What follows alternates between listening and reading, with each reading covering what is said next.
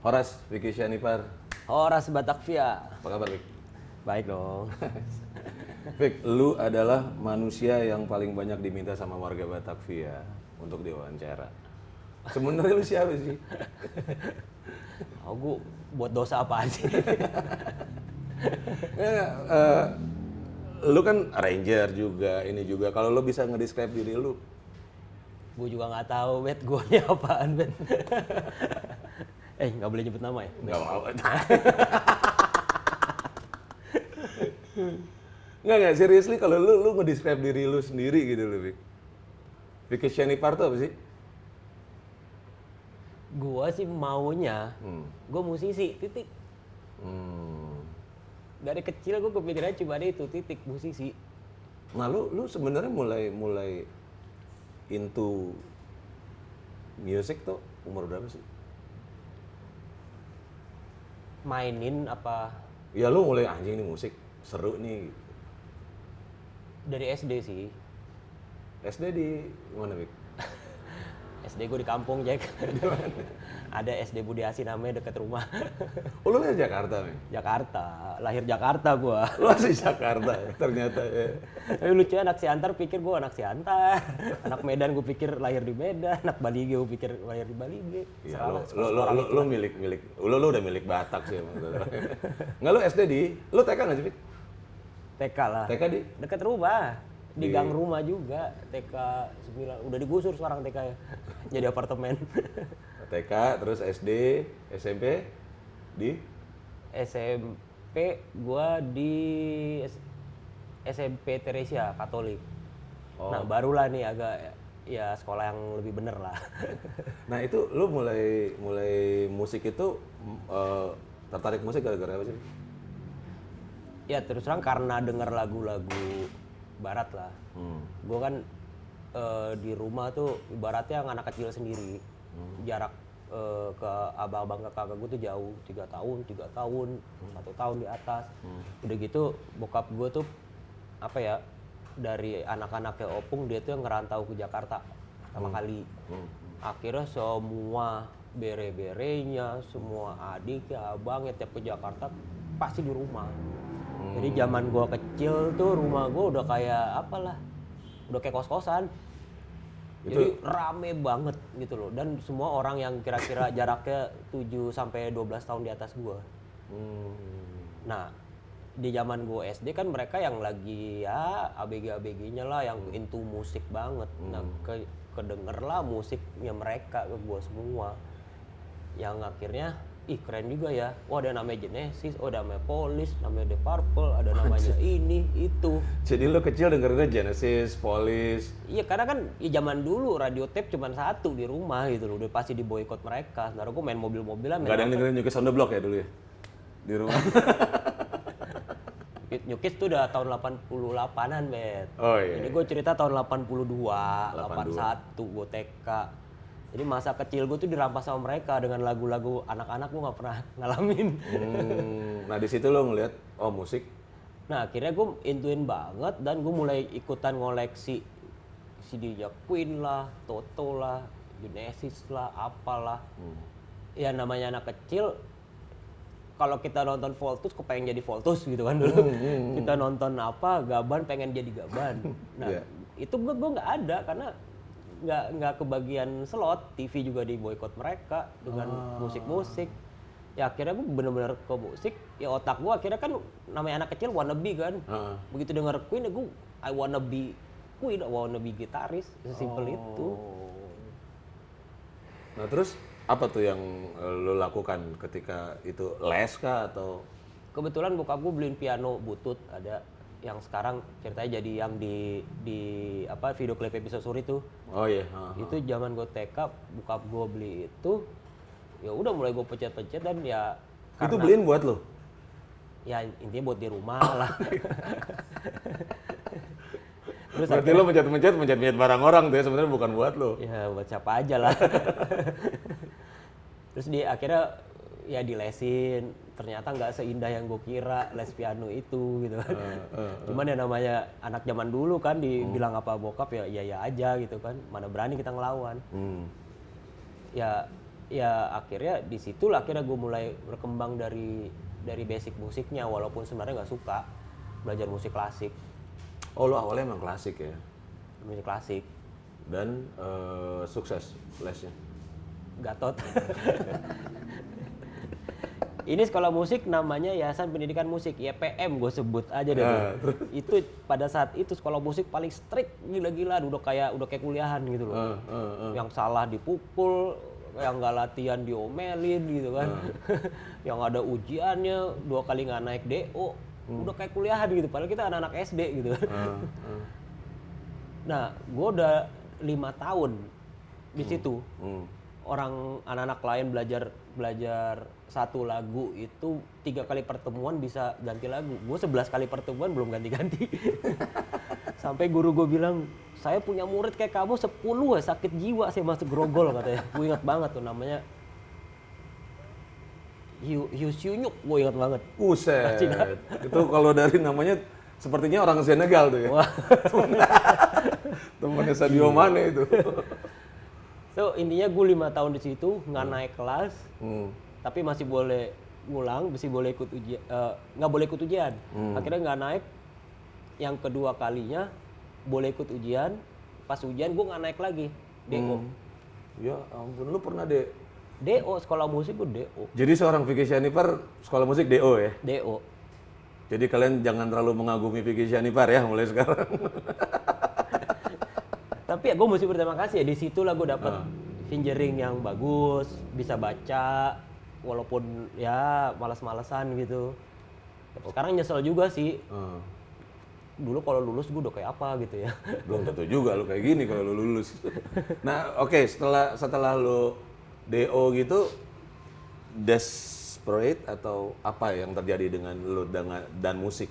Ya, intinya gue tetap mau main musik, tetap mau bisa main musik. Gue pikir yang dengan belajar main klasik itu bagi gue tuh bukan musik gitu. Gue maunya musik yang gue suka. Tetap di otak gue cari tempat les yang bisa ngebina gue untuk sampai ke sana. Terus adalah referensi, akhirnya gue masuk ke Farabi dulu namanya. Kalau Farabi kan sekarang kan Dwiki Darmawan yang pegang. Kalau dulu masih Indra Lesmana. Indra Lesmana. Nah itu kan lebih ke jazz. Nah gue agak culture shock jadi itu yang nyantai banget lah, gurunya gondrong. Gue bingung, sekolah musik kayak begini bener apa nih? Kalau lu pernah Farabi, Vic? Pernah. Ya sih gue kaget tahu. Lu nyela-nyela Farabi loh gitu loh. Wah kalau ngeliat drummer yang tomnya banyak, anak Farabi. Ya di zaman itu lah gue masih SMP, gue ketemu yang namanya Dewa Bujana, Krisna apa bekas ada band gitu gua. Ya pada saat itu kita nggak tahu lah nih bakal jadi orang-orang ngetop gitu kan. Taunya dari mana dulu masih pacaran sama Titi DJ, ketemu.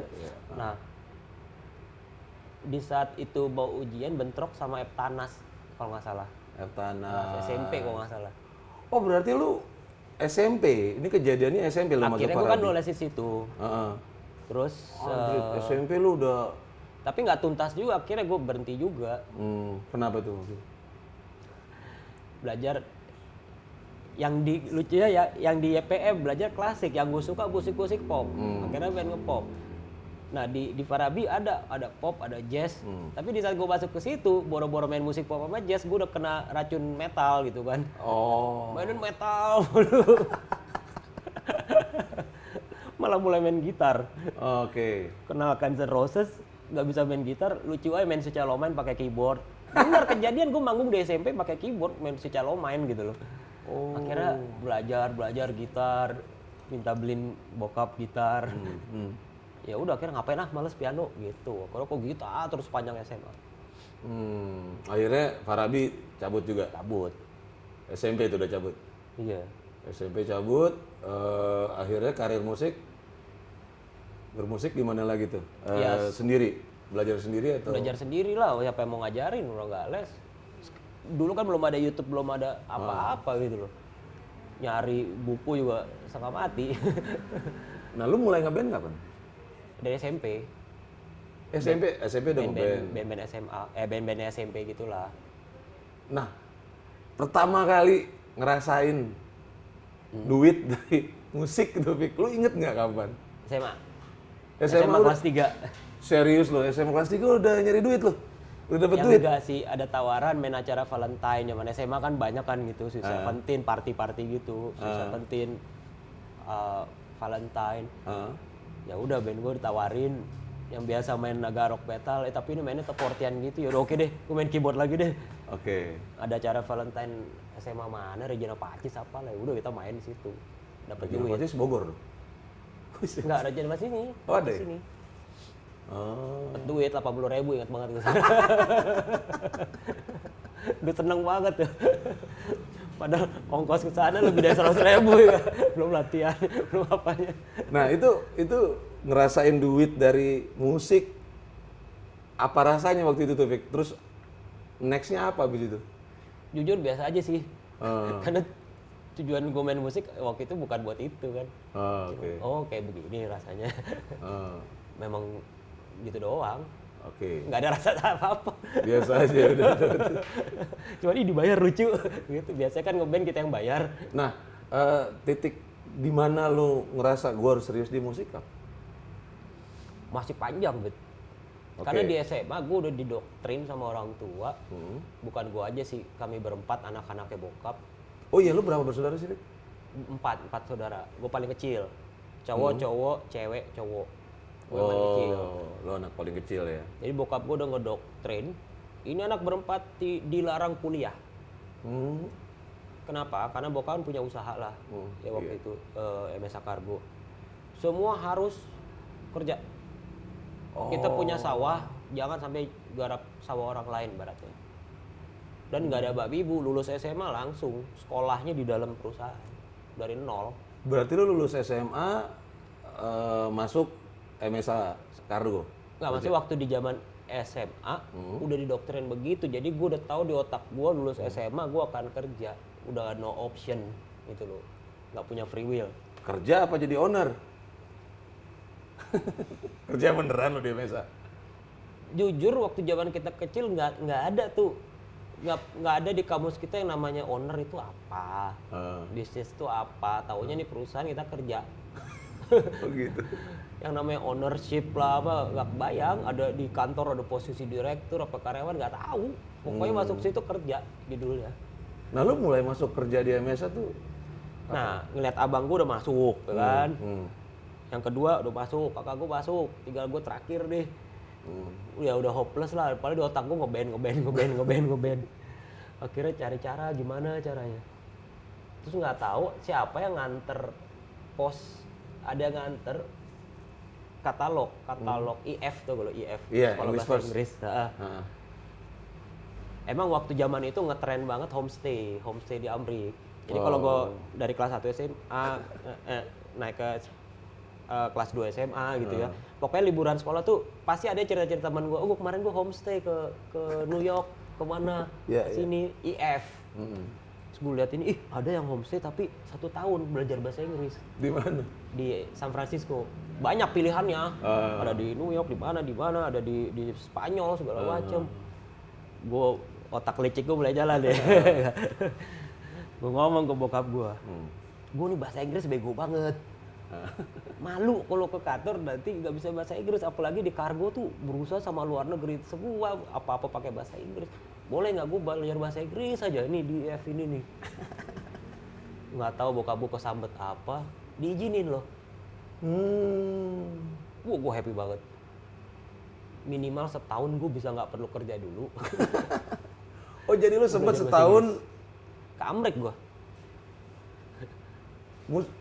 Oh jadi lu ke Amrik tuh sebenarnya homestay kursus bahasa Inggris? Kursus bahasa Inggris.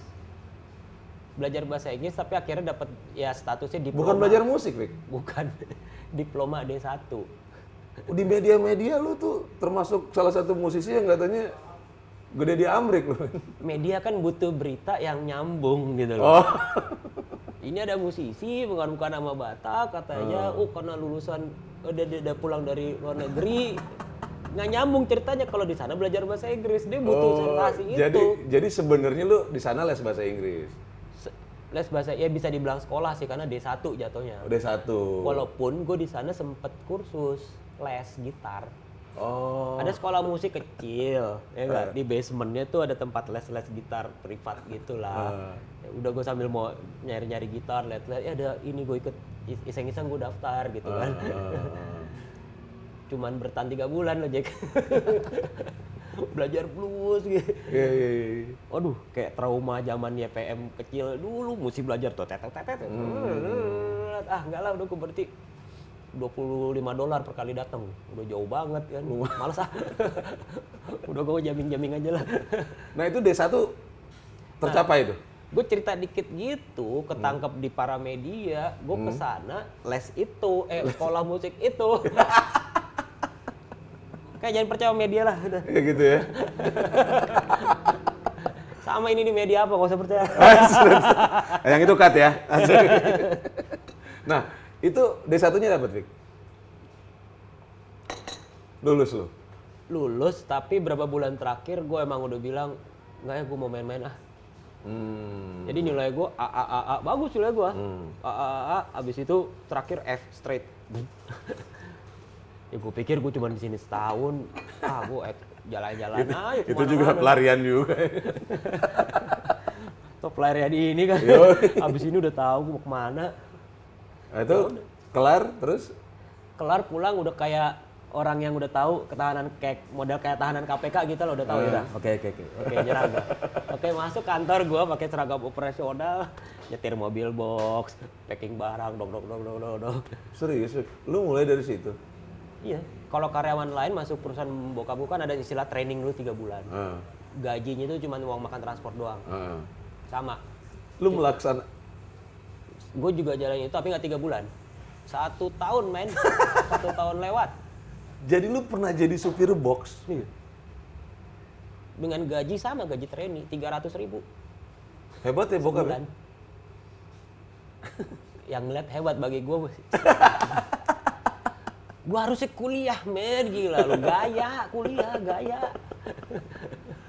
Udah masa kecil gue direnggut abang-abang gue gitu. Iya. Nggak nonton Poltus jadi. Sekarang masa kuliah gue gak ada. Jujur sampai sekarang gue kalau ada manggung-manggung gitu di kampus, gue masih anjing kampus men, keren lo men, gila men, kampus.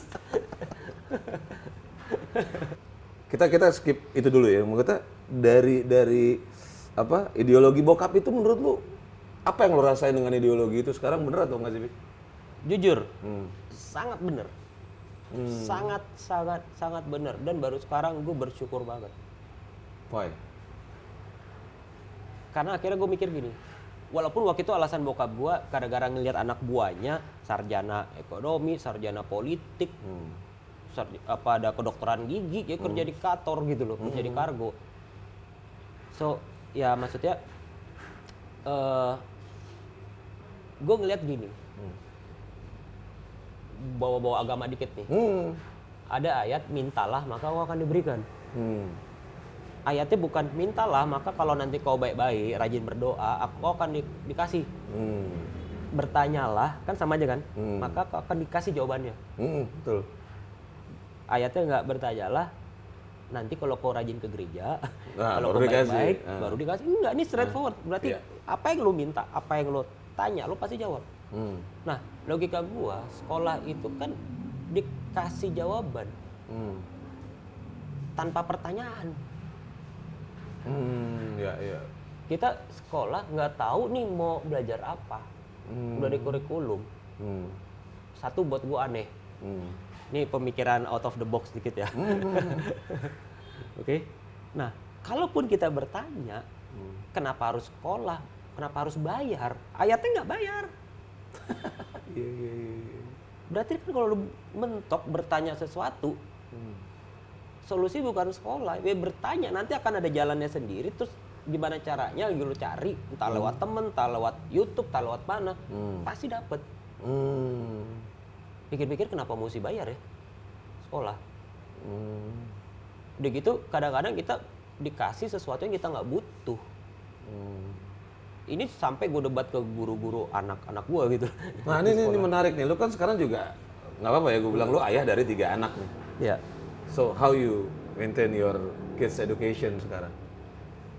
Oke, pada dasarnya gue sih ngasih option ke anak gue sebanyak-banyak ya. Yang cewek gue sekolah balet, gue kenalin sama gimnastik, gue kenalin sama badminton lah, termasuk yang sampai debat, lomba-lomba debat gitu loh. Untuk nyari potensi di mana, ketertarikannya di mana. Di saat gue temu, gue siap anak ini nggak usah SMA. Wow. Gue sekolahin aja yang sesuai minatnya dia. Kejuruan maksud lo? Iya. Oh. Yang satu udah ketemu, yang kedua belum. Nah, tapi prinsip gue selama belum, do the goddamn math. Gue selalu bilang ke anak gue gitu. Math ya? Ya maksudnya apapun lah. Iya. Yang paling bikin stres anak-anak kan biasanya matematika. Intinya semua pelajaran gitu loh. Iya. Tapi selama lu belum nunjukin bakat lo apa, ya udah kerjain ini semua. Ya. Jangan ngeluh gitu loh. Ordinary aja udah ya. Iya.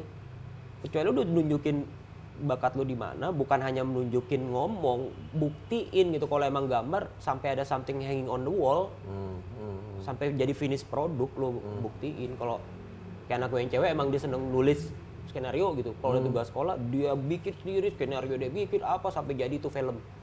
Oh ya? Kalau misalnya seneng desain, ya udah sampai bikin banner K-pop kayak apa lo jual di Twitter sampai laku duitnya mana, oke baru. Udah nggak usah SMA, langsung graphic design aja sekolah. Lu akan begitu? Iya. Oh, wow. Dan sudah mulai kalau yang gede. Daripada dia suruh belajar biologi, ngafalin isinya kuping ada apa aja, oh ada ini. Buat apa lo tahu itu? Menemunin otak. Ngerinya ikan dipaksa berenang ya? Itu something that you don't ask gitu loh. Ya. Kenapa mesti you get the answer? Gak penting. Nah, ini balik lagi nih, Vic. Lu kan sempet, tadi lo bilang ternyata ada satu fase hidup lo yang menjalani hidup sebagai pegawai MSA Kargo.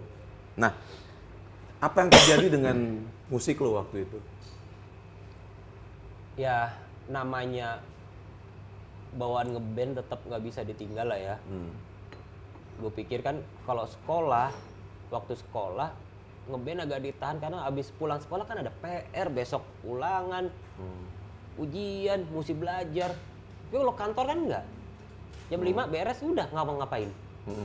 Ya udah nggak perlu ada PR, nggak perlu nyiapin ujian buat besok. Ya karena ngeband. Karena posisi lu juga bukan posisi yang ada PR, ya supir. Memang.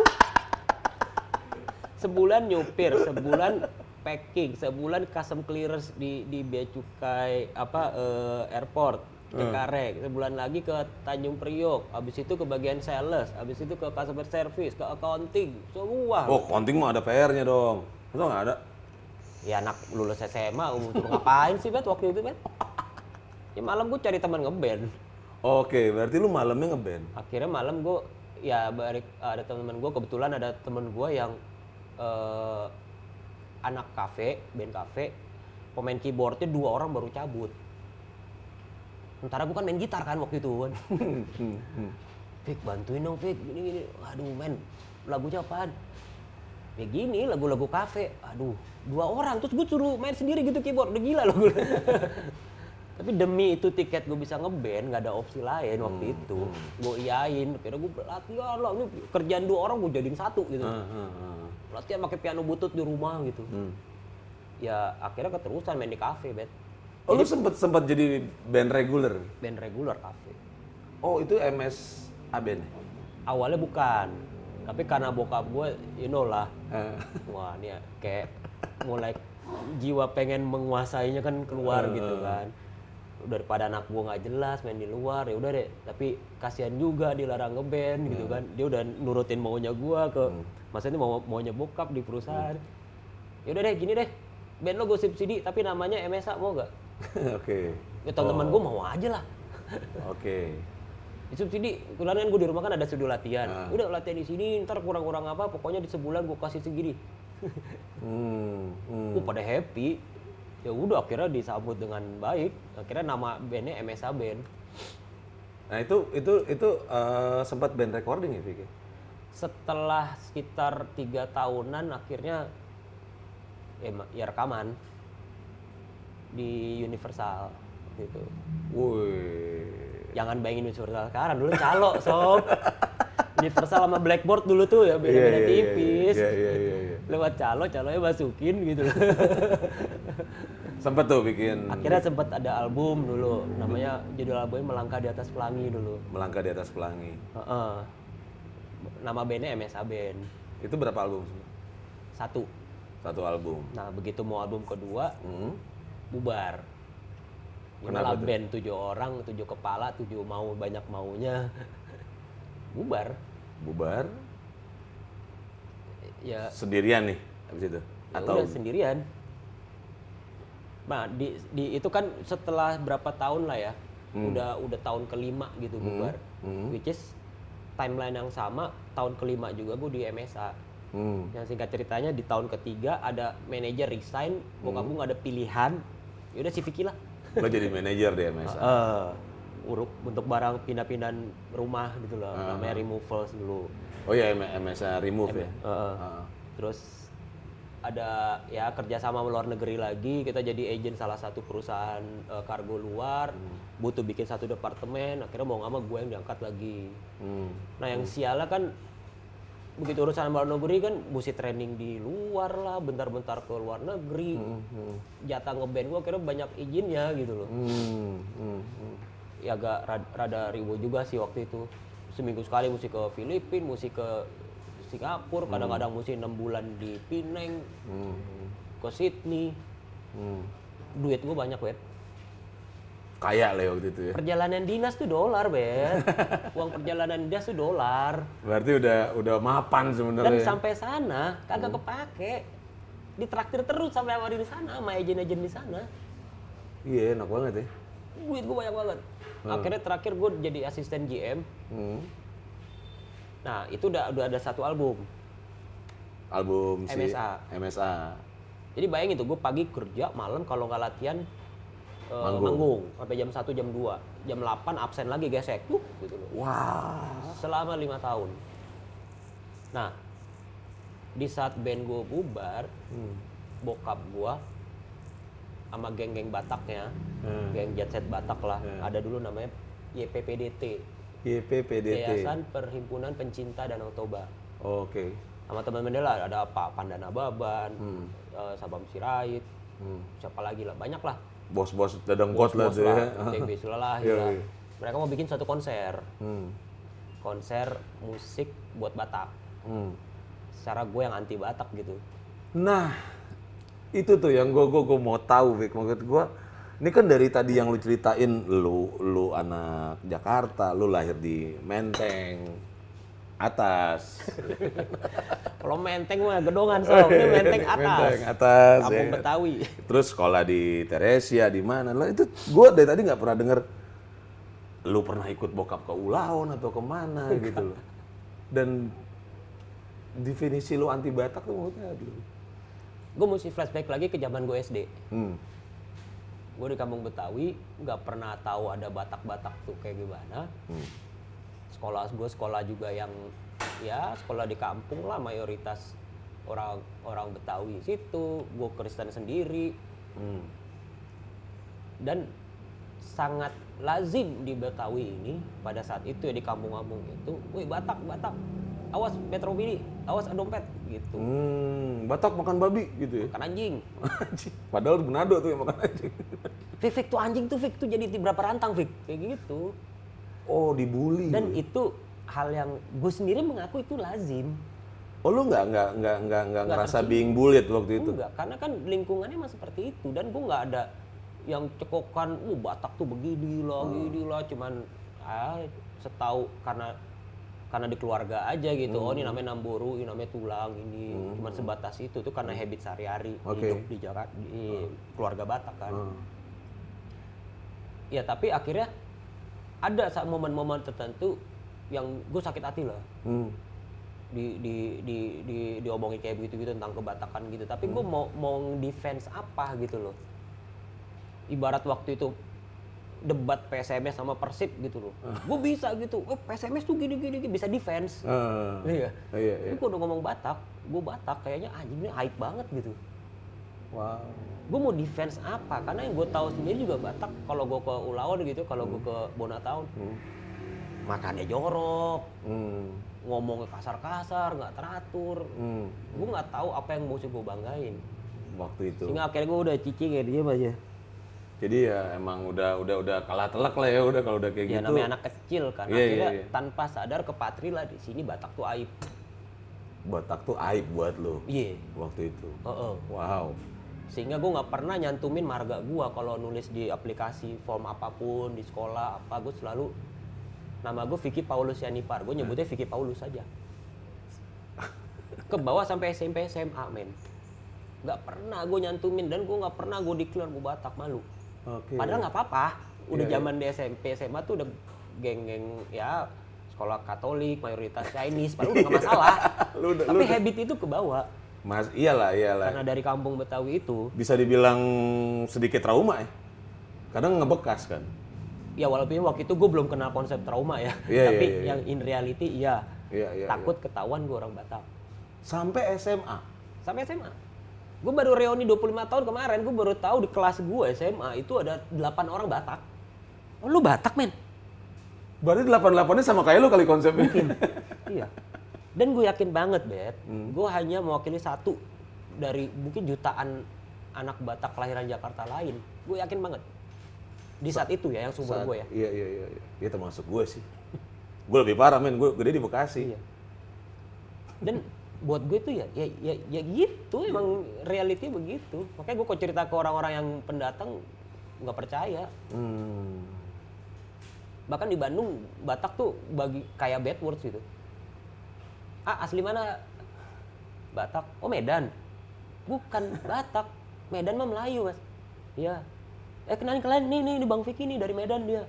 Enggak. Batak. Kenapa sih salah ngomong Batak gitu? Bagi mereka tuh kayak bad words, kayak takut nyinggung. Oh, kayak kita ngomong sama teman kita, sorry nih, masalah kan Cina gitu kan. Iya, kayak gitu. Oh. Ya itu reality, lu mesti terima. Iya. Oke, sampai SMA lu masih terbawa bahwa Batak itu aib. Iya, bukannya gue benci sama orang Batak, tidak. Iya. Karena ya trauma dari kecil, kebiasaan, akhirnya ya udah biasa aja, so what gitu loh kalau gue Batak. Nah, terus balik lagi ke itu, tiba-tiba bokap datang dengan Dia mau bikin konser, musik bertajuk Save Lake Toba, yang ceritanya buat kampanye penyelamatan Danau Toba yang waktu itu udah ya parah lah katanya gitu kan. Dimintalah gue jadi MD-nya, jadi musik direkturnya. Kebayang nggak? Mampus gue. Apa kata teman-teman gue nanti? Nggak mau lah gue. Ih, najis bikin lagu Batak. Oh gak? Gitu. umur berapa tuh Vicky, ingat nggak Vicky? 2000 Oh, tahun 2002. 2002 ya? Berapa ya? 20-an lah. Nggak dong, 2001 kan udah keluar Bisa Surit loh. Kagak lah. Bisa Surit tuh? Surit gue umur 27. Nggak, 2001 kan Bisa Surit. 2002 akhir. Oh, 2002 akhir. Berarti ini 2002 Ini awal. 2005 awal. Oke, Terus persiapannya dari 2001. Oke. Berarti pertama kali lu nyenggol-nyenggol Batak tuh ada bokap dengan segerombolan bos-bos Iya. mengajak lu ngurusin Save Lake Toba waktu itu. Iya. Dan lu say no. Say no. Akhirnya deketin gua waktu itu show director yang dipilih itu Bang Tony Sianipar, bekas Oh, Elva oke. Singer. I know, Nah, bagi I know. gua nih dia ya satu habitat lah, gua anak Jakarta gitu kan, Batak yang Jakarta mungkin agak lebih nyambung gitu gua sama dia. Oke, Dia nasehatin gue. Ah. Tapi Batak tuh gak gitu-gitu amat loh. Gini. Masa sih bang? Cuman masa gue bikin lagu-lagu trio gitu, mati gue bang. Gak gue banget. Enggak, kita bisa bikin gini. Masa sih gitu kan? Ya udah, akhirnya setelah hampir 3 bulan dibujuk-bujuk sama bokap, ya udah gue kasih syarat 2. Yang satu, syaratnya bikinin gue studio rekaman kecil-kecilan. Woi. Modalin. Ah. Iya katanya. Ternyata kagak dimodelin juga. Itu jadi utang. Tapi itu lain cerita nanti lah. Ini cikal bakal Vicky Sianipar Music Center bukan? Iya. Oh, oke. Akhirnya bikin, gue bangun lah studio kecil gitu kan, yang cuman buat satu control room, satu buat tempat rekamannya di situ buat take vokal. Syarat kedua, Gue kalau disuruh kayak di kaset-kaset itu gak bisa. Syarat kedua, udah biar gue jadi bikin semampunya gue lah, se-style gue sendiri. Diain katanya, emang itu yang kita mau, biar ada yang baru, bla bla bla bla bla. Ya akhirnya demi itu, toh gue baru keluar dari band gue nggak tahu musik sama siapa, main musik sama siapa kan. Ya udah gue yain lah. Dikasih materi. Ada namanya lagu Tano Toba, Christine Panjaitan. Akhirnya jadi ditobarin satu, tapi waktu itu kan Tahu tuh banana. Oke. tapi waktu itu gue inget banget tuh musiknya dudut gitu lah. Iya, kan. tahu gue. Ini kalau dibikin bagus nih, dikasih denger. Yang gue dengerin semuanya mau nangis gue. Aduh, gue suruh bikin kayak begini. Itu gue umpetin, takut ketahuan anak-anak, maksudnya anak band kan, takut ketahuan. Gue yang biasa kalau di kafe bandnya lah, ini Kravis lah, Earth, Wind and Fire gitu kan. Tiba-tiba, oke. Ya udah gue bikin ya, akhirnya bener nggak jadi apa-apa, bingung. Oh, malah nggak jadi apa-apa waktu itu? Agak, nggak bisa gue apa-apain, nggak ngerti. Malah kebawa jadi begitu juga. Nah, terus gue dengar si Bang Tony itu, Sodinya, mau ke Danau Toba. Bikin stock shot lah buat background multimedianya. Apa gue ikut aja ya? Daripada gue di studio. Ini gue sambil kerja loh, gue jadi asisten Ini GM. masih GM nih, Masih kan karena asisten GM, nggak terlalu loadman kerjaan nggak terlalu banyak. Dan GM-nya kan karyawan. Yeah. Jadi dia kayak tahu loh, wah asisten gua anak bos yang lagi disuruh bos gua ngerjain musik. Anak owner. Jadi nggak terlalu yang gimana, paling seminggu sekali ya kalau weekly meeting baru gua ditanyain, dicari gitu. Oke. Jadi Agak bandel lah. ada loose lah di sana, ada loosen up dikit lah ya di kantor. Ada. Nah, Schedule yang harus ke Singapura, akhirnya dia yang jalan. oke. Akhirnya lo sama Bang Tony ikut? Ikut. Nah, disitulah gue ngerasa pertama kali ke Danau Toba. Padahal kalau secara dihitung itu mungkin ke 125 kali gue ke Danau Toba. Sebenarnya lo udah sering ke Udah Danau Toba? sering. Dari kecil dibawa bokap gue ke Parapat, tuk-tuk. Ya kalau liburan atau Natalan pastilah dibawa ke sana. Tapi gue baru ngerasa sekali. Karena rutenya beda, Bet. Ke Tongging, terus masuk ke Dairi, lewat Tele, keliling Samosir sampai ke Bakara. Gue ngerasain tuh. Pas lo ajak Balik nih. lagi ke Tongging. Kebetulan Bang Tony Sianipar ini istrinya baru silalahi, dia punya tanah di situ. Oke. Ada gunung di Tongging, kayak bukit lah. Yang ternyata namanya Bukit Sipiso-Piso karena di situ ada air terjun Sipiso-Piso. Oke. Nah, itu tanahnya mertuanya dia. Wow. Akhirnya dia punya akses bisa naik ke atas itu. Dulu gue nggak tahu itu nama bukitnya apa. Di daerah Tongging. Akhirnya gue pas di puncak itu, anjing men. Gue baru ngerti kenapa di sini banyak sekali lahir seniman. Gue baru sadar lah. Ternyata ini Batak. Bukan yang gue tahu selama ini. Ada kali gue sejam yang lain pada syuting, ada udah sampai pada turun. Fik, tar apa gue begitu. Dia mulai gitu, anjir, bisa lu gue 1 jam nggak ngapain. Kayaknya energi beda banget gitu. Terus ada yang aneh kayak seolah kayak gue dari sini. Ngerti gak sih? Iya. Kayak ada feeling home gitu loh. Iya. Seolah-olah kayak lo lahir dari situ, tapi waktu itu gue nggak bisa describe kayak suatu feeling secure, feeling comfort. Itu dari atas bukit, Bet. Keren banget, Bet. Dan lu nyaman banget ya pertama kali di situ lu ngelihat. Dan gue nggak tahu itu tempat apa. Nah, ya udah singkat ceritanya gue pulang ke studio, bayang-bayang itu, energi itu yang gue pakai untuk ngaransemen lagu-lagu tanda kutip ngehe ini. Itu. Jadi sebenarnya tamparannya tuh kalau di film-film ada apa street lighting gitu itu di situ pikir. Iya, kayak Mr. Bean tiba-tiba ada gitu kan spotlight. Di Tongging. Di Tongging, ada suatu bukit di Tongging. Makanya waktu pulang, otak gue ke situ terus gitu loh. Akhirnya yang lagi gue mau aransemen Tano Toba dan Tano Batak tadi, gue singkirin dulu. Enggak lah, ini kayak ada yang mau turun gitu loh. Akhirnya gue malah bikin lagu sendiri. Tongging Hill. Iya, gue nggak tahu itu nama tempatnya apa. Kalau gue tahu, mungkin judul lagunya Si Piso-Piso.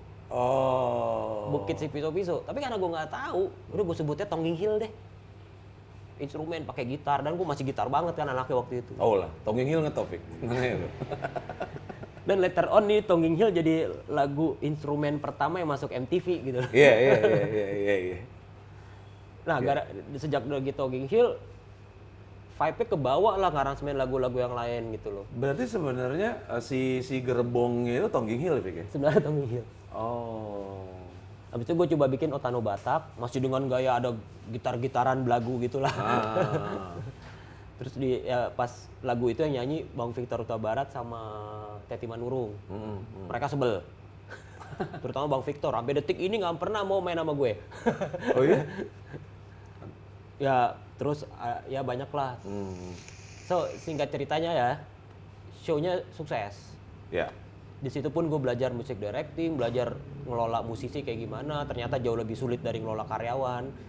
Ngelola karyawan gue asisten GM udah katam lah. Iya. Ternyata mending ngelola 100 karyawan daripada 5 orang musisi gitu. Nah singkat ceritanya show-nya selesai, semua pada nanya, ada kasetnya nggak?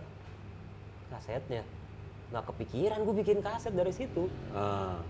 Cuman ini kan aransemen udah jadi semua, lo kan tahu gue lah maksudnya kalau bikin aransemen pasti udah jadi kayak rekaman aja gitu kan. Ya udahlah, gue jadiin album aja lah. Tuh, gue suka sama aransemen ini, terutama yang namanya Pisau Surit waktu itu. Ini satu-satunya lagu yang bikin gue nangis gitu waktu bikin. Dan buat gue aneh, nggak pernah gue seumur umur gitu bikin lagu gue sendiri nangis denger ya. Walaupun nggak ngerti artinya.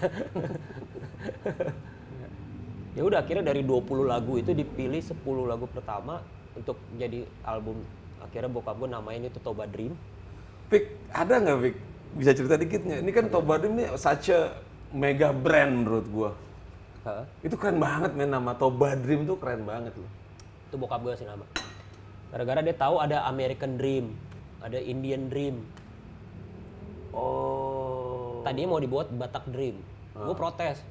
Aduh Batak banget lah. Apalah gitu, lo tahu sendiri gue alergi sama Batak. Toba lumayan nih Toba Dream. Ya oke juga nih. Berarti Toba Dream tuh brand dari Pamonang. Dia ngasih ide. Sebenarnya idenya dia Batak Dream. Oh. Gue sebagai yang masih setengah-setengah anti Batak. Aduh jangan Batak deh. Ya udah Toba nggak apa-apa deh, udah Toba. Ya udah kita ganti Toba Via ya. Itu dulu. Iya. Toba Dream. Akhirnya nama albumnya Toba Dream. Dan itu adalah album pertama yang menurut gua album berbahasa Batak yang nongol di MTV. Iya. Itu juga ajaib lah. How man, lu bisa cerita nggak dulu? Kok bisa-bisanya nih MTV? Dan lu kan juga setahu gua bukan orang yang media darling dulu kan, masih yang ya udah lu jalan ya koneksi dari zaman rekaman kan akhirnya sama anak Universal kan kita keliling media. Terus di manajerin sama MD-nya Trijaya waktu itu, ada Eko namanya. Oh Eko ya. Ya maksudnya dengan kalangan MD radio, media, TV ya, tapi bukan kita yang butuh mereka, teman tongkrongan ada lah gitu masih. Manot dulu ya segala. Zamannya di MTV masih baru-baru, masih di Global TV ada si Didit dulu namanya. Beneran si Didit temennya bini gua. Ya berdasar gitu aja. Cuman kan nggak punya duit gitu loh. Akhirnya MTV katanya gratis, ya udah masukin aja. Nggak punya duit. Vicky Jennifer ngomong gak ada duit tuh gila lu. Itu pun bikin video klip karena teman-teman aja gitu. Ada teman gue dulu namanya Teddy Suryatmaja. Sekarang bintang film sutradara ngetop sih. Ted, bantuin dong Ted. Gue udah materi kayak gini, gue dengerin udah. Ternyata dia suka banget. Aneh ini menurut dia nih. Yaudah sini gue bikin deh. Man budget gue gak gede. Udah gampang. Lu punya apa? Ya udah gue catering makanan bisa lah ntar dari gue. Mobil gue ada mobil box. Ya udah akhirnya bla bla bla bla syuting lah. Jadi inilah si video klip Pisau Surit inilah akhirnya gue bawa. Pertama ke Trans TV minta 3 juta per 3 menit. Sempat gue jabanin 10 kali tayang. Kebenaran waktu itu Trans TV ada pengiriman barang bermasalah atau gimana, akhirnya barter. Gue bisa bayar ongkos 30 juta ini buat slot. Slot klip gue lumayan nih. Dipasangnya jam 2 malam, Bet. Jam 2 malam, jam 1 malam, isi ngehe. Nah, ini kan Pisau Surit bisa gue bilang blast nih men ya. Blasting waktu itu, itu meledak men. Apa yang terjadi setelah itu, Pik? Lu sudah mulai jadi Batak seutuhnya kah? Atau lu masih apa yang terjadi gitu? Itu dia titik crossroad gue sebenarnya. Jujur gue masih agak sedikit anti, bukan anti Batak. Apa ya? Iya, pokoknya malu gitu loh. Iya. Nggak, belum proud lah. Di satu sisi, karya gue bisa masuk MTV. Band gue dulu aja untuk dapat airtime di MTV tuh susah gitu loh. Ini gue tiap jam bayangin, setiap jam tuh, every fucking hour. Gue juga bingung. Gue masuk restoran mana, buka dia bahasa MTV. Gue 1 jam di situ bisa 2 kali lihat klip gue. Iya. I know it. Gue tahu tuh itu, momen-momen itu. Gue juga bingung. Nah. Ya, sorry-nya ada sih karena itu Motorola, nggak usah lah ya. Iya. Ya, di satu sisi gila karya gua men dipasang sering di MTV jadi omongan orang, bahkan banyak orang nggak percaya itu artis Indonesia. Iya. Dipikir artis Thailand. Sialan. Rambut lo juga masih agak ya boyband gimana sih dulu? Itu zamannya Matrix lagi top-topnya tuh kan. Gila, baju gua udah kayak Matrix gitu. Terbang-terbang. Musik ambience gimana gitu ya. Yoi. Nah, terus Ya di satu sisi happy banget musik gua bisa ya kategori meledak di TV lah gitu. Di satu sisi anjing yang gua bikin musik Batak men. Galau tuh, waduh, gua ada tuh. Nah, dari konser itu kan 20 lagu. Jadi bisa buat 2 album. Makanya tahun depannya langsung bikin lagi Toba Dream 2, orang tinggal mastering doang. itu yang udah ada Kacang Koro. Yang udah ada Kacang Koro 1 ya? udah ada lagunya Tongam, Oh, ada iya. Aringo Tau, ada Didiaho gitu. Iya. Nah, udah 2 album itu gue masih gimana gitu bergejolak. Serius lo? Masih. Oh. Makanya dari ke Toba Dream 3 jauh banget 2009. Iya. Itulah dari 2003 ke 2009 tuh crossroad gue banget, jolak gue banget, nentang. Gue masih nggak terima gue jadi musisi Batak. Nah akhirnya gue cari cara terus. Nah akhirnya mulai dapet job yang non Batak, tapi karena orang taunya gue lebih ke etnik gitu kan. Mulai banyak tuh job etnik. Akhirnya banyak yang minta bikin etnik Sunda. Ini kayak perusahaan-perusahaan lah gitu kan, bikin event-event. Nah akhirnya, ini dia nih jalan gue. Akhirnya gue bikin tajuk baru, namanya Indonesian Beauty. Oke. Oh yang ada gondrang, terus ada Iya, supaya gue ada permission slip gitu loh. Gue ini bukan Batak loh, gue emang menggarap musik etnik Indonesia. Itu masih ada harga diri bagi gue waktu itu. Kacau ya gue. Iya. Ya, dari hasil aransemenan event itu gue jadiin album. Singlenya Es Lilin. Iya. Yang toh gue setengah Sunda gitu loh. Ya udah gue akhirnya nyokap Sunda dijadiin baru Harianja. Boru Harianja ya. Barunya opung boru gue. Iya. Ya udah akhirnya malah gue yang kedepanin waktu itu gue semangatnya Indonesian Beauty. Nah begitu masuk toko kaset, di tengah-tengah kan mau ke tradisional enggak, ke pop juga enggak. Ternyata ada satu rak namanya World Music.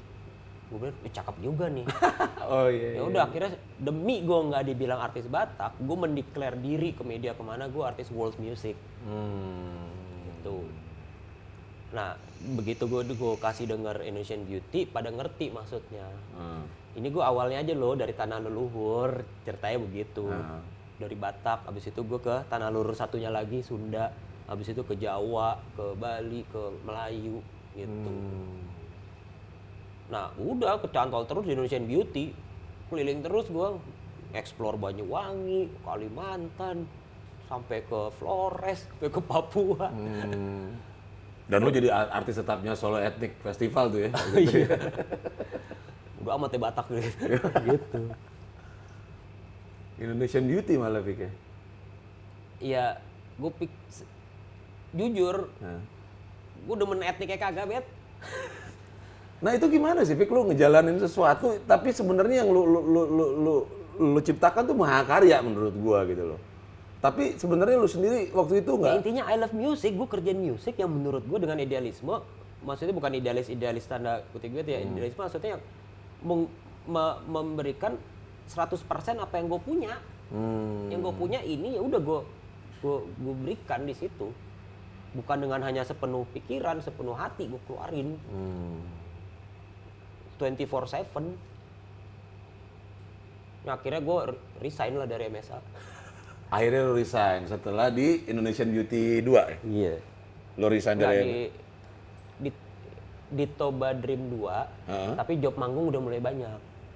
Lu resign, akhirnya lu jadi full time musician. Iya, akhirnya gue memberanikan diri ngomong ke bokap di malam tahun baru. Wis. Gue udah jalani 5 tahun di MSA sesuai keinginan lo. Tapi kayaknya sekarang gue mesti pilih, kalau nggak dua-duanya jadi setengah-setengah. Nggak bagus. Nah, gue udah jalanin, ternyata ya gimana, aku nggak bisa bohongin hati aku sendiri gitu ceritanya loh. Ya singkat cerita diizinkan. Di malam ritual para orang Batak ya, malam tahun baru. Lucunya di saat gue mau resign, baru banget paginya keluar SK. GM gue resign, gue diangkat jadi GM men. Waduh, GM Jakarta. dilematis banget. Ngebawahin ada 7 manajer waktu itu. Terus?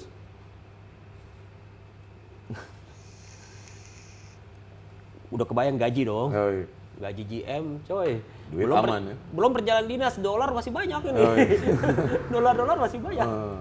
Pilihannya ini atau musik Batak dan etnik yang masa depannya nggak jelas. Pada saat itu siapa sih? Iya. Nggak ada yang bikin model Toba Dream tuh nggak ada. Jadi Nggak nggak kepredik masa depannya kayak apa. Betul. Tapi kan gue mesti pilih salah satu. Kalau milih duit ya gue ini, babai musik. Gue mesti fokus. Kalau ke sini ya siap kere, bye duit. Iya. Gue hidup dari tabungan lah itu. Iya. Akhirnya? Demi hidup, demi pilihan dari hati terdalam. Ya udah bye MSA Kargo. Lo tetap pilih musik. Musik. Oke, pada saat lo, hari pertama ini kan tahun baru nih, malam tahun baru. Besoknya lo udah jadi full time musician. Yeah. First step apa Fik, yang lo buat waktu itu, ingat gak? Bingung. Biasa sibuk kan, Bet. Iya. Pagi buru-buru, terus meeting. Habis itu, oke, gue mau masuk notaris, gini-gini, oke, ini delegasi ke sana, biasa gitu kan. Pagi-pagi datang ke studio, anjing, ini ada yang salah apaan ya? Kayaknya ada gak bener nih, apaan ya? Gue gak tahu. Biasa sibuk, karena di studio ngayal, nyantai gitu. Ya nyibukin diri juga lah, cari kerjaan, bikin musik lah, apalah. Untungnya nggak lama, tiba-tiba dapat job. Ya itulah Tuhan tuh adil. Ternyata Tuhan tuh ada di situ, gue baru nyadarin. Parah lo. Emang ada ya? Di saat gue nggak punya monthly, Habis ngomong parah, emang ada ya? nggak masuk akal dong, Bet. Gue milih sesuatu yang nggak jelas, tapi malah jadi banyak job. Karena di MSA kan rutin, udah monthly gue udah aman, gak usah mikir lagi. Di sini gue mesti mikirin hari-hari esok. Ya satu hal yang gue pelajarin sih, musik tuh kayak cewek, nggak mau diduain. Oh, ya. Jangan duain musik lah, marah. Sakit hati panjang. Itu job lebih banyak ke Toba Dream atau ke Indonesian Beauty waktu itu, Fik? Bukan dua-duanya. Karena image gue jadi artis kontemporer etnik, Nah, dan yang masih ramah di kuping gitu loh. Karena sebelum-sebelumnya banyak artis kontemporer etnik gitu yang jazz banget, yang eksperimental banget gitu, model kayak Krakatau lah, apa ya, Balawan belum ada. Iya, iya. Saung Jabu lah, banyak lah gitu loh. Sirkus barok lah. Masuk Sujo Tejo. Nah, gue nih masih kayak ramah-ramah di kuping. Jadi kayak TV, apa brand-brand kayak Slumberjee lah, Indofood lah, mulai ngelirik, mulai butuh untuk di brandnya yang berbau ke Indonesiaan, tapi Indonesianya jangan terlalu kental. Masih easy listening lah ya. Gitu. Sampai akhirnya orang TV pun di saat itu nggak punya nama lain kalau udah urusan kayak Indonesia yang masih ramah rating ya pasti ke Vicky Shanipar. Wow. Itu. Kalau job album mah jarang, bet siapa yang mau nanggep gua? Toba Dream. Apalagi orang Batak biasa kalau nanggep artis kan, oke, pakai organ tunggal satu jalan. Begitu nanggep gua kasih rider stres. Apa itu rider mahal kali sih Vicky? Oke, Vic. Nah, lu kan di situ di Toba Dream, di Indonesian Beauty itu kan hampir sekitar 90% lu arrange di situ kan ya. Lu as a arranger dan lu create musicnya gitu loh. Nah, itu lu sempat ngeluarin satu album kalau nggak salah. Itu album yang benar-benar kompos lagu ciptaan lu dan ternyata hampir semuanya berbahasa Indonesia. Album satu kalau nggak salah. Itu cerita di balik itu lu maksud lu apa bikin itu tiba-tiba lu ada di Dahsyat, lu tiba-tiba lu jadi musisi ngepop waktu itu. Ya sebenarnya tuh songwriting itu salah satu talenta gue juga yang udah lama banget gue tinggalin kan. Zaman SMP, SD malah gue songwriting, nulis lagu, bikin. Oh, lu sebenarnya emang seneng songwriting sebenarnya. Walaupun nggak banyak. Tapi ya namanya nada berkeliuran ada aja lah, akhirnya gue jadiin lagu gitu kan. Nah, ya band-band gue kan berangkat dari kafe. Akhirnya nggak pernah nulis lagu gitu kan. Waktu di Mesa Band aja itu juga cuma 10 lagu, royokan. Jatah gue paling 1-2 lagu. Di Toba Dream bukan lagu gua, Indonesian Beauty juga. Ya keluar omongan lah waktu itu dari abang gua sama manajer gua. Coba bikin lagu dong. Jangan ini aja, jangan ngaransemen doang gitu lah. Iya juga sih, udah lama banget gua bikin lagu. Ya udah akhirnya gua coba lagu bikin. Jadinya kayak apa ya? Cuman di satu sisi, ini gue udah kadung keluar di media, gue etnik. Kok masa gue tiba-tiba keluar bikin pop, jadi kayak apa maksudnya sih? Gitu. Iya. Akhirnya gue sendiri berusaha menengahin itu. Akhirnya cari cara gimana ya? Akhirnya gimana caranya ini suatu tajuk, gimana caranya lo walaupun lo bikin lagu yang masuk chart, kenapa enggak masukin unsur etnik Indonesia? Nggak bikin lagu lo jadi nggak jualan kok. Iya. Itu yang mau coba dibuktiin sebenarnya. Mau challenge itu dulu ya sebenarnya. Iya. Yang akhirnya ya gue bikin album satu, ya gue nggak bisa bikin lirik. Akhirnya manajer gue itu yang bikin lirik, si Robert namanya itu. Robert Juntak. Dia bikin, semuanya dia bikin lirik ya. Gue musiknya semua ya. Ya udah akhirnya dipilihlah satu single namanya Sahabat yang memang gue juga lumayan suka sih, agak Beatles gitu, yang di dalamnya ada unsur Sundanya, mana itu bikin gue feel secure dalam satu sisi, image gue keetnikan yang gak hilang dan bukan Batak. Di saat itu baru ada musik Batak, ada suling Bataknya nggak apa-apa. Iya. Gitu loh. Ya udah akhirnya dan lumayan keterima di media ya. Di Dahsyat, di chart radio juga rata-rata sampai nomor 1. Ya akhirnya di situ seolah-olah gue mengkampanyekan, lo masukin unsur etnik ke lagu lo, nggak bikin jadi ribet lo, nggak bikin jadi kampungan, nggak bikin jadi nggak jualan juga lo gitu loh. Buktinya radio nerima, ya kan. Ya gitulah. Nah, itu kan di situ perjalanan gue ngeliatnya gini, waktu itu kan lu benar-benar berkutat dengan musisi-musisi antar suku ya kalau menurut gue. Itu emang salah satu strategi lu atau kebetulan aja sih? Kayak drummer lu itu sebenarnya orang Jawa, terus ini gitaris lo orang Padang. Itu one of strategi lo atau emang ya dapatnya ini? Dapatnya itu. Oh. Itu juga gue nggak tahu kenapa. Mungkin ya efek resonansi kali ya. Nggak, karena ya maksudnya karena gue dikenal sebagai itu, akhirnya mau nggak mau lah nyemplung ke komunitasnya lah, komunitas orang-orang world music, etnik gitu loh. Apalagi hampir semua ya seniman-seniman world music etnik itu kalau ngeliat bokap gue langsung nganggap jadi kayak bapaknya gitu. Jadi pada sering datang ke sini gitu. Termasuk almarhum Hari Rusli. Akhirnya bikin pertemuan, sering bikin komunitas namanya IWC, Indonesian World Music Community. Wow. Ngumpulnya di sini, si Syarani juga datang, si siapalah banyak lah. Anak blues juga ikut datang, jadi tempat tongkrongan. Iya. Yang ngerasa kayak Itu Vicky Sianipar Music Center udah jadi ya? udah ada concert hall waktu itu. Nah, sedikit tentang Vicky Sianipar Music Center dong, Vic. Ini kan banyak banget yang nanya. Dikit-dikit, Bang, itu Vicky Sianipar Music Center tempat les ya? Bang, Vicky Sianipar Music Center tuh ini ya? Nah, kalau lu nge-divine sedikit tentang Vicky Sianipar VSMC, itu apa sih Vic VSMC itu? Sebenarnya itu bengkel gua, bengkel eksperimen ya. Jadi sebenarnya Vicky Sianipar Music Center itu bukan sekolah musik, itu tempat produksi musik. Itu pabrik ya, mau bikin musik apa aja untuk keperluan apa aja di situ, intinya gitu. Ngejelasin agak sama orang agak susah karena belum pernah ada di Indonesia. Yang ada misalnya gue mau bikin musik sama siapa, Erwin Gutawa, ya udah taunya kayak Erwin Gutawa, bukan perusahaan. Nah karena emang gue didikan dari kecil bisnis gitu Korporat kan, ya? yang modal waktu itu janjiin mau dibikinin studio, dimodalin, dikasih duit gitu kan, ternyata jadi modal usaha.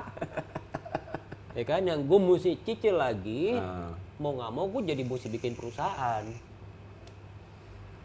Emang ya bokap gue gitu banget kan, keluarga bisnismen banget. Ya akhirnya gue mesti pikir gimana caranya perusahaan ini survive, PT ini. Akhirnya gue bikin lah PT Sianipar gitu loh. PT Vicky Sianipar? Iya, PT-nya, brandnya yang keluar ya Vicky Sianipar Music Center. Oke, dan di dalamnya nih sekarang udah ada visi coffee lo bikin ya? Ya akhirnya sekarang ngerambah lah, ada coffee shopnya, ada concert hallnya, ada training centernya gitu. Nah, ini agak-agak ini nih, Vic. Lu kan bisa dibilang sekarang ini udah jadi pahlawan musik Batak. Padahal gue nggak inten loh, gitu. Bagaimana lu menerima itu? Apakah itu jadi sebuah responsibility buat lu? Jadi beban? Jadi apa? Lu udah hero lu sekarang main di musik Batak. Ya orang bilang begitu. Jujur bukannya mau sok ngerendah, itu bukan intention gue, lo tau sendiri. Gue selalu terjebak sama sesuatu yang gue nggak punya pilihan. Ya kalau orang beragama bilang ya udah jalan Tuhan lah paling nyaman gitu ya. Walaupun dendamnya banyak gitu. Iya. Ya kenapa? Nggak, tapi itu jadi sebuah apa ya?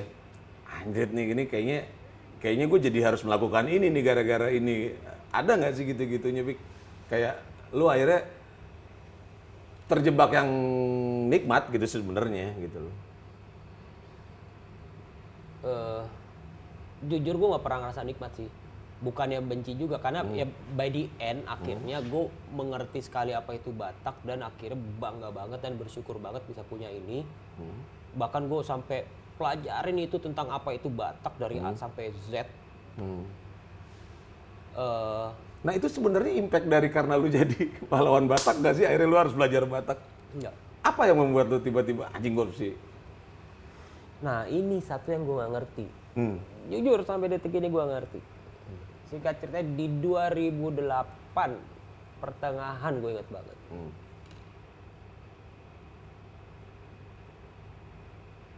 Agak klise sih. Something is calling me. Gue juga nggak tahu apa. Tapi gue selalu kebawa ke drag ke situ lagi gitu loh, ke pembicaraan itu lagi. Yang namanya Pusuk Buhit.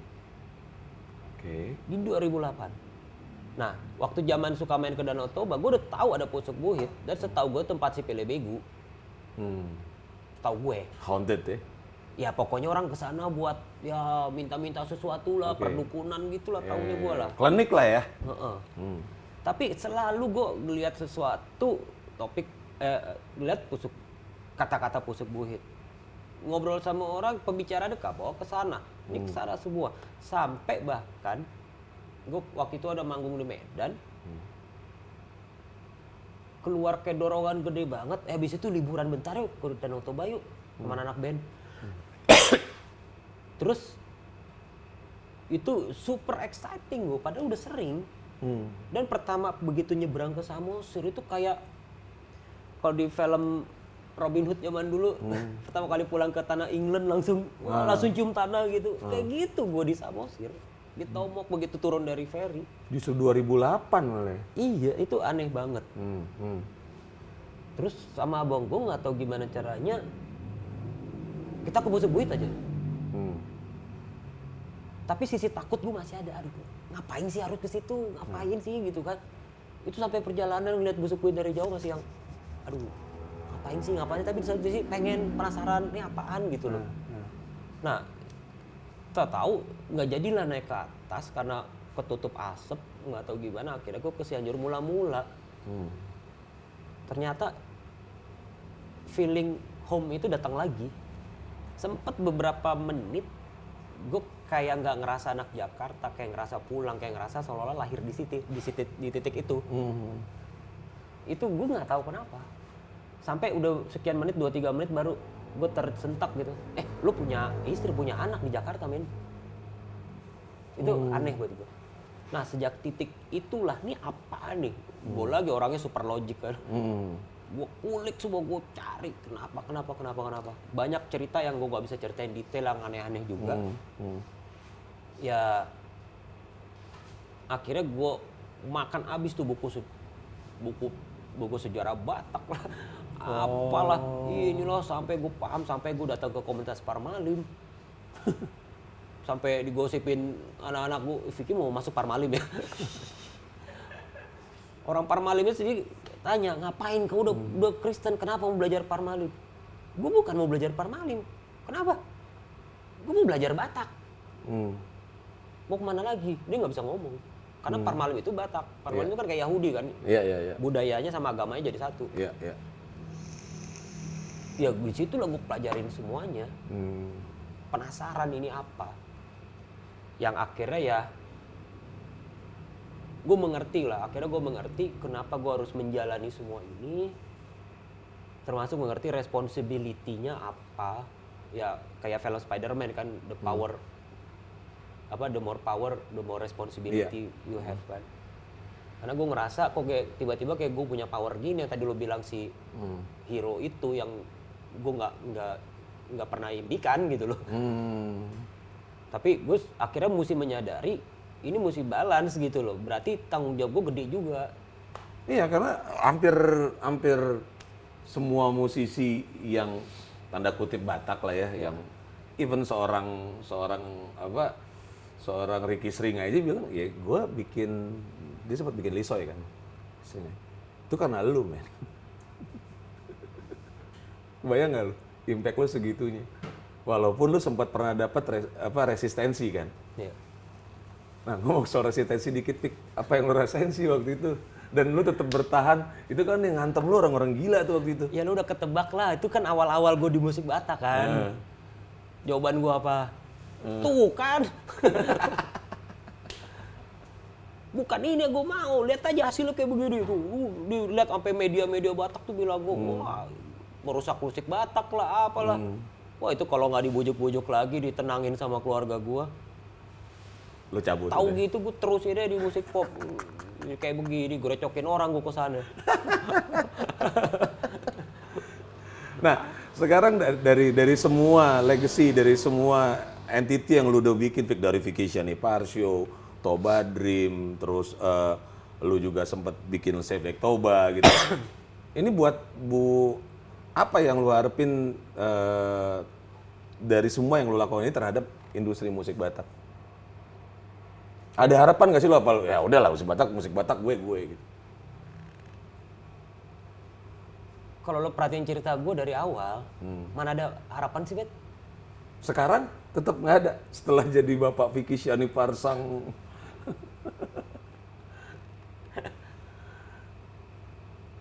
untuk orang-orang yang mau jadi pengikut lu.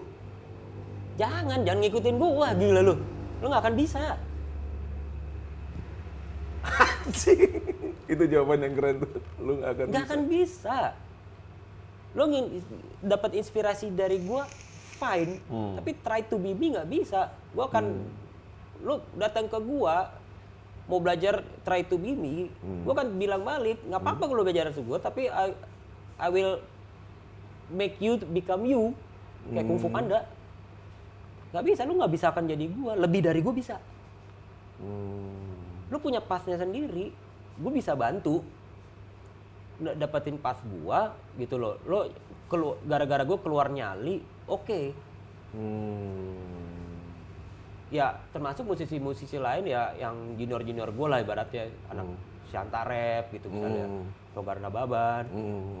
Nggak bisa, lo punya karakter sendiri. Tapi spiritnya spirit Vicky Syanipar nggak Boleh. apa-apa. Tuh, dulu gue juga sebenarnya begitu juga. Gue mau ciptain Vicky yang lain nih biar kesannya nggak sendiri. Ternyata salah, nggak bisa. Nggak berhasil gue. Ngedidik orang supaya jadi kayak gue, udah gue coba ya. Ada 3-4 orang lah. Nggak bisa. Tapi spirit mereka untuk membuat musik Batak jadi lebih berwarna dan lain-lain. Intinya bukan musik Bataknya sih. Intinya coba ngelihat dari perspektif yang lain. Ya. Kalau contohnya di musik itu nggak cuman ini aja. Ya. Sebenarnya luas. Ngapain lo berebutan kue yang sama, orang udah banyak, sementara di sini masih ada, nggak berebutan di sini. Nah, ini di bidang lain kan sama aja. Jangan terlalu follow the stream. Coba lihat di sisi lain, pasti ada sisi-sisi yang orang bilang anti mainstream. Itu masih halal kok. Oke. Kalau dalam Jadi kalau ditanya spiritnya spirit apa? Spirit out of the box sebenarnya. kalau kita sempitin ke koridor memperkaya budaya Batak? Dalam konteks yang gue kerjain iya. Tapi lo kan kena cap gitu begitu bikin musik Batak modern. Wah nih pengikutnya Vicky nih, oh dia model kayak Bang Vicky nih. Buat apa ya? Iya lo seneng sepanjang karir lo dicap begitu. Jujur dilema juga sih gue. Dan gue udah berusaha belasan tahun bikin vokal kontes lah, ngajar apa yang ngedidik arranger lah ini. Sedikit vokal kontes tuh, Vic. What's your goal dengan Tobar di vokal kontes? Bokap gue yang mau Bet. Oh gitu. di medianya gue bilang ya biar inilah ada gap nih antara dunia rekaman sama apa penyanyi sebenarnya. Gue di sini bisa menengahin, ngasih workshop ke mereka, ya itu kan di media lah. Tapi lu sendiri tidak ada di dalam pikiran lo untuk industri musik Batak supposed to be begini gitu loh, nggak ada. Akhirnya setelah ngomel-ngomel bokap gue ngejorokin gue lagi, keluar lagi, men nyanyi itu nggak begitu gitu loh. Akhirnya gue bikin workshop secara free mereka yang tadinya vokal kontes biasa dari penyisihan, semifinal, final gitu ya. In between akhirnya gue inisiatif bikin workshop gratis mereka. Gue wajibin lo mesti belajar. Jadi kayak gue bikin sekolah musik kecil-kecilan gitu loh. Tapi ini wajib. Cara nyanyi dirubah semua. Gue ajak teman gue Dodi Katamsi untuk teknik lagu. Gue untuk ngasih paradigmanya nyanyi itu bukan begini. Nyanyi itu bukan sekedar ngolah nada doang. Lu bertutur, lu menyampaikan pesan banyak lah. Ya.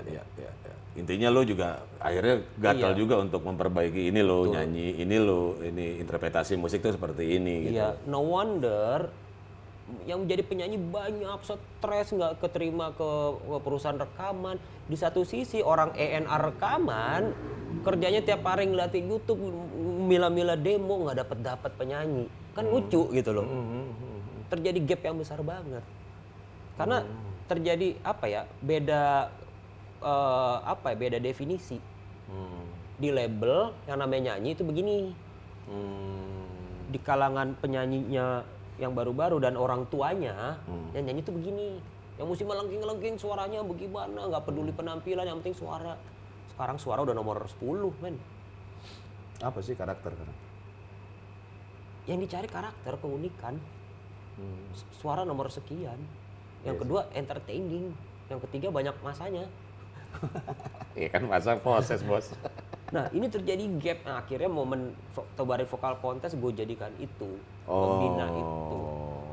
Makanya kadang orang bingung, kok yang menang ini sih? Kan suaranya dia lebih bagus. Dia lebih bisa vibra. Iya. Itu ada vibranya, ini nggak ada. Ini tinggi suaranya. Oke, baik. Terakhir, next project yang lagi lo ini apa? Movie lo udah ya? Movie kemarin lo ngerjain Toba Dreams ya? Ya proyek sampingan lah, ada Toba Dream, ada Bulan di Atas Kuburan, ada Hadiah Untuk Ibu ya, macam-macam lah. Berarti lo udah juga di movie scoring juga jalan juga ya? Ya cuman gue nggak bisa mendeklar gue musik scoring musician gitu ya. Di otakku parameter musik scorer tuh yang filmnya udah puluhan, ratusan, gue paling baru 8 film. Gitu. Ya belum apa-apa lah itu. Next, Vic, yang lagi lo create nih setelah coffee shop. Gue mau ngurus orang tua dulu. Wah. Definisi gue orang tua atau apa? Gue didoktrin. Katanya Syapudan itu yang akan di rumah. Gitu kan. Nah ternyata gue pelajarin budayanya bener. Emang? Syapudan lu di rumah. Emang rumah buat lu. Lu ngurus orang tua. Which is itu juga yang gue bilang ke bini gue sebelum kawin, kondisiku begini, Syapudan akan di rumah ngurus orang tua, take it or leave it. Dan dia ngerti lah ya. Nah cuman kan gue bukan yang tipe orang tua sakit gue bisa ngerawat, enggak lah. Tapi maksudnya yang gue rawat nih happiness-nya lah. Ya orang tua gue bukan tipe yang diem di rumah, duduk nonton TV. Yang prinsipnya kalau perlu mati di lapangan, mati di meja, kerja. Gitu. Ya akhirnya gue coba gimana caranya happiness dia tetap bisa terjaga lah. Gue ada ngurus beberapa perusahaannya dia, tempat nongkrongnya dia, karena di hari tuanya dia senengnya di restoran. Ya udah kita garap si restoran ini yang namanya jadi Toba Tabu. Ya udah hampir semua tamu di situ manggilnya Pung, Opung. Udah kayak mafioso ya deh muka gue deh. Padahal dia juga nggak kenal gitu loh. Duduk, ntar ada ngantep, ada ngadep. Wah, hebat Opung dia bah. Udah, balik gitu aja. Jadi happy-nya itu ketemu orang. Jadi saat ini nyenengin orang tua ya? Ya dalam hal itu. Nah, gue nggak mau dia tahu restorannya bermasalah, kitchennya bermasalah, inventory-nya bermasalah. Nah, gue membantu nge-take care itulah, beresin sistemnya, ininya, biar dia nggak usah denger itu. Dan emang bener-bener nggak ada masalah. Termasuk akhirnya bikin coffee shop ini. Oke, Vic. Thank you, Vic. Ngobrol-ngobrolnya. Horas, sukses ya. Sukses. Batavia.